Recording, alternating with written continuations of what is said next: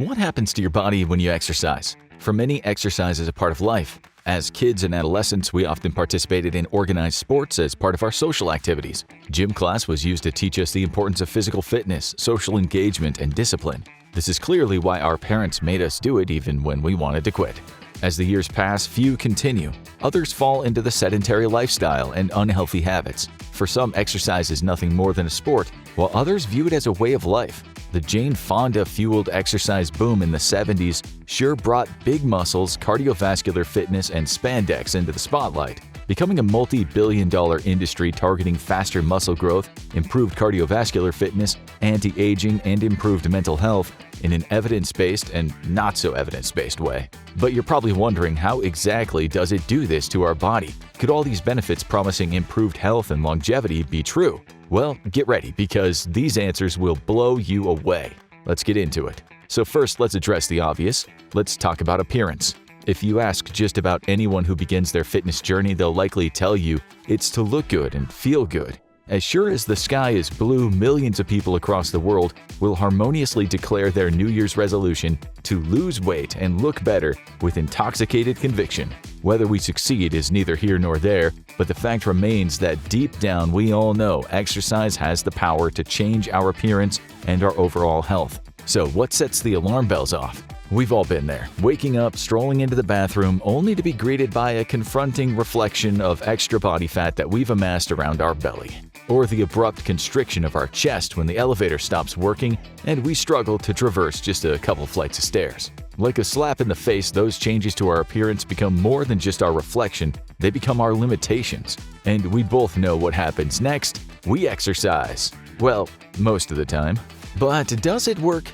You bet it does. So since we're talking about appearance, let's start with the skin. Strange place to begin, but what better way to hook an audience than talking about more youthful-looking skin? Exercise is obviously more than skin deep, but why overlook the benefits of appearance to the largest organ on our body? It's no secret our skin deteriorates as we age. Skin elasticity and upper dermal structures decrease as a result of extracellular matrix degradation. This, combined with hormonal changes from our neuroendocrine system and increased level of inflammatory cytokines, combined with extrinsic factors such as sun exposure, air pollution, our chances of looking 25 forever are all but out the door. Now, we know not all of you will care, but for those looking for the best anti-aging products on the market, you may well just be missing out on one that's right under your nose. We know how exercise has many restorative effects on the body, and the skin is no different. Exercise also altered the circulating level of cytokines and hormones, which may be involved in the anti-aging effects of exercise. Our skeletal muscles produce and release them into circulation. Aerobic exercise in particular is known to regulate skin aging through the release of interleukin-15 or IL-15, a protein that enhances skin growth. To discuss the benefits, let's take a look at a recent study conducted in 2023. They took 56 middle-aged Japanese women to determine the effect of aerobic training and resistance training under the supervision of certified trainers over a 16-week period. Before training, they measured skin properties, body composition, physical capacity, and took blood samples. They conducted two experiments. The first was to determine the effects of aerobic training and resistance training, and the second was to take plasma before and after the 16-week period to examine the change in the amount of circulating extracellular gene matrix. The results of the test indicated your standard improvements, including the decreasing body weight, body mass index, and improvement of VO2 peak. But where things get promising are the effects it had on skin. Skin elasticity and upper dermal structures improved significantly for both groups, while dermal thickness increased for the resistance-trained group. Now let's look below the surface and talk about weight loss and body composition. Body composition and appearance are likely the biggest factors of whether we head out for an exercise session. It's undeniable we see negative changes, alarm bells signal that it's time to make a change. Whether this is a built-in physiological warning system or just the rumblings of booming health and wellness campaigns reverberating through our mind, this might just be the signal of potential loss of muscle mass and the increased risk of chronic diseases such as heart disease, hypertension, diabetes, and cancer. So how does exercise melt away the fat from your frame, you ask? To illustrate the effect, we have a study from 2010 that details how, when our fat intake is lower than fat oxidation, to achieve a negative fat balance. But with a solution so simple, why do so many of us struggle with burning fat? Well, when we carry excess fat, we have a decreased capacity to oxidize. the process in which our body breaks down fats to free fatty acids for energy. What makes things more difficult is that breakdown of fatty acids is lower in obese individuals with less lean muscle mass. But not all hope is lost, as our body can take great strides with each session. You see, exercise acutely increases fat oxidation, and endurance training can increase our capacity to oxidize fat. Our skeletal muscle is our biggest metabolic tissue, and with that comes a host of serious improvements when we exercise. When we exercise, our muscles use their own fuel source in the form of stored glucose and circulating plasma glucose. When we exercise, these muscles dispose of both oxidative and non-oxidative glucose, optimizing insulin action, glucose oxidation, and storage. Our skeletal muscles themselves are also the site of lipids in the form of low-density lipoprotein triglycerides, intramuscular triglycerides, and long-chain fatty acids. When we exhaust our muscle glycogen stores, the body begins to oxidize these different sources of fat, predominantly in the form of long-chain fatty acids. During endurance training, our muscles see a boost in fatty acid oxidation while improving our body's capacity to transport fatty acid. What this results in is a boost in efficiency, as our body's ability to turn over intramuscular triacylglycerol while reducing lipid content. This oxidation of body fat increases with exercise intensity, 55 to 65% of VO2 max. However, it decreases at higher intensity, the rates of which vary depending on training status, sex, and type of exercise. One interesting fact is that women experience higher rates of fat oxidation, with speculation that this might be due to greater levels of circulating hormones and catecholamines, a more oxidative muscle fiber type distribution, and an increased sensitivity to catecholamine-stimulated lipolysis. Now, in terms of the level of intensity, endurance training has been documented to increase fat oxidation during submaximal exercise, with walking and running yielding higher fat oxidation than exercise such as cycling, specifically in the range of 60 to 75% of VO2 max in exercise programs lasting 6 to 12 weeks. Interestingly though, additional studies showed the benefits of bumping up intensity to a moderate level. Training 2 hours per day increased fat oxidation within 7 to 10 days. But it doesn't stop. Evidence also points to sprint interval training to increase oxidative capacity. This form of high-intensity exercise with very high power outputs of 150 to 300% produces similar increases in oxidative capacity as both moderate intensity and longer duration training. These formats all sound so effective, so which is it? From what we can see, all of these options really. Based on the evidence, fat oxidation can happen in a variety of different states as the body metabolizes fat stores in both submaximal and high-intensity situations. So in a nutshell, our body turns into a furnace when we exercise and utilizes a variety of different energy sources to get the job done. And what is more impressive is that the more we engage with this fat-burning and cardiovascular capability, yeah, you guessed it, the stronger and more efficient it becomes. With the evidence of the positive superficial aspects covered, now let's take a look deeper and examine how exercise improves our cardiovascular health. To do this, let's look at a study from 2018, which details the effects and benefits. The evidence here is extremely promising, displaying the profound effects it has on our body, decreasing cardiovascular mortality, lowering blood pressure, elevating insulin sensitivity, and a more favorable plasma lipoprotein profile. But first, let's start with some stats. Cardiovascular disease is the leading cause of morbidity and mortality worldwide, with it claiming 600,000 deaths annually in the US, accounting for 25% of total deaths. Exercise is the magic bullet that can slay this casualty-causing giant. Sadly, as you probably guessed, these numbers are on the rise, as many of us succumb to our sedentary lifestyle, coupled with decreasing levels of physical activity, forming a combination that's proving deadly. So, how exactly does this work? Let's explain.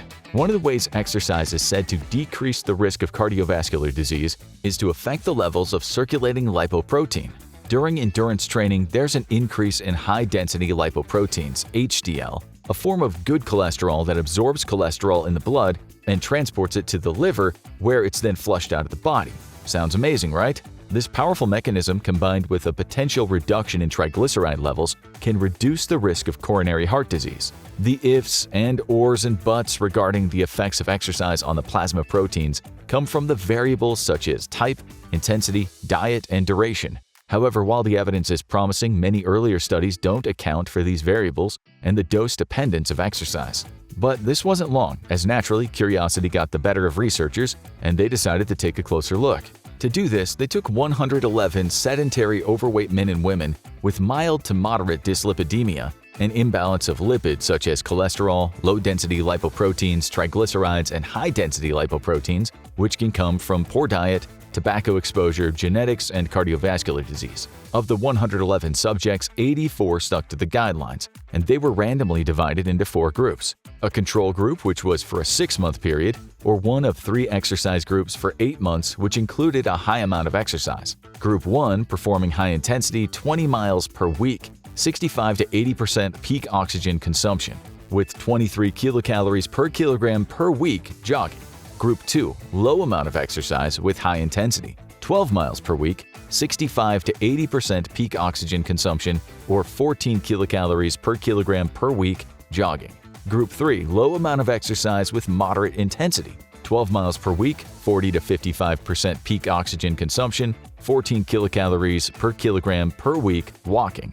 The results? A clear relationship between a high amount or high-intensity exercises and improvements in health markers. These higher amounts of intense exercise showed greater improvements than the lower amounts, and both higher and lower amount exercise groups had yielded a better result than the control group. What's also interesting is the effects of how exercise might directly impact the homeostasis of the arterial wall and combat atherosclerosis, a condition where plaque builds up in the arteries, which, as you might have guessed, reduces the risk of coronary artery disease, while improving VO2 max and even regressing atherosclerotic lesions. But the benefits to our cardiovascular system doesn't stop there. Exercise is shown to improve insulin sensitivity and glycemic control for those who suffer from both insulin-dependent and non-insulin-dependent diabetes mellitus, with just a single low-intensity exercise session of 50% VO2 max showing positive benefits. But what actually happens to the heart? Being an absolute powerhouse for providing oxygen to our working muscles and removing carbon dioxide and waste products, it undergoes hemodynamic stresses of pressure overload and volume overload to meet the demands of exercise. And we all know what that feels like: gasping for air, heart beating out of our chest, our lungs burning like they're filled with battery acid. A challenging experience, but our body doesn't waste this as it takes note and undergoes morphological adaptations, increasing heart mass and ventricle chamber wall thickness, preserving and enhancing contractile function to meet the needs of our next bout. To give us a better idea of how this works, we found further research on the topic in a paper from 2013, which speaks about how having a greater cardiopulmonary capacity reduces the risk of cardiovascular and all-cause mortality. What they found was that those with cardiovascular fitness greater or equal to 10 metabolic equivalent hours per week were 3 times less likely to experience cardiovascular or all-cause mortality than men with just 4 metabolic equivalent hours. These patterns were also observed in women. In addition, it's shown that improving cardiovascular fitness alters the mortality rate even for individuals 70 years and older. One study took 9,777 men aged between 20 to 82 years old. The participants were to perform 2 cardiopulmonary exercise tests with the mean interval of 5 years. What they found was very interesting. Those who had higher cardiorespiratory fitness in both tests had much lower risk of mortality compared to those with low cardiorespiratory fitness in both tests. However, those who transitioned from high levels of fitness to low and from low to high had formed an intermediate relative risk of mortality.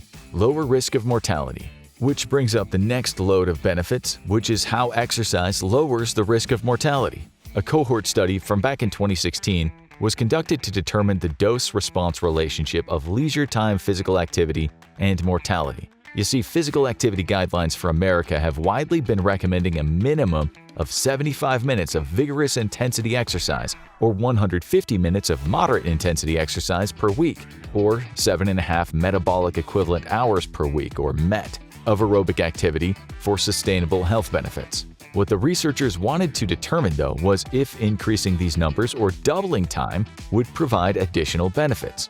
We know 7.5 hours per week is a lot for many, but what about those doing more? Is this beneficial? It works for other physiological systems of the body, so why not others? Sounds reasonable, right? Well, in this study, they took 6 cohorts that had previously participated in the National Cancer Institute Cohort Consortium analyses of body mass index or physical activity and mortality. They pooled a huge data set including 661,137 participants, 291,485 men, and 369,652 women, with a median age at the beginning of the study of 62 years, with a median physical activity level as 8 met, with a median follow-up of 14.2 years of a total of 0 to 15.2 years, observing 116,686 deaths. Of the participants, the ones who performed the most exercise leisure time physical activity were younger, never smoked, had lower BMI, were married, and had fewer comorbidities. Additionally, the results were very promising. Listen to this. They found that any level of activity was associated with a significantly lower risk of mortality compared to no baseline leisure time physical activity. So, if you were to perform some form of leisure time exercise, you are likely going to reduce the risk of illness. For those performing less than the recommended 7.5 MET hours per week, they still observed a 20% lower risk of mortality. And for those participants that performed between 1 to 2 times the recommended amount of leisure time physical activity, further decreased by 11%. This was also associated with a total 31% of lower cancer mortality risk. And if you look closer at the graph, you'll see this pattern continues as participants performed more than the recommended amount from 2 to 3 times, decreasing a further 7%, and another 2% while performing 3 to 5 times the recommended amount. What's interesting here is that anything above the 40 to 75 MET hours a week, or 5 to 10 times, there would be a steady decline. This is likely due to the increased stress on the body.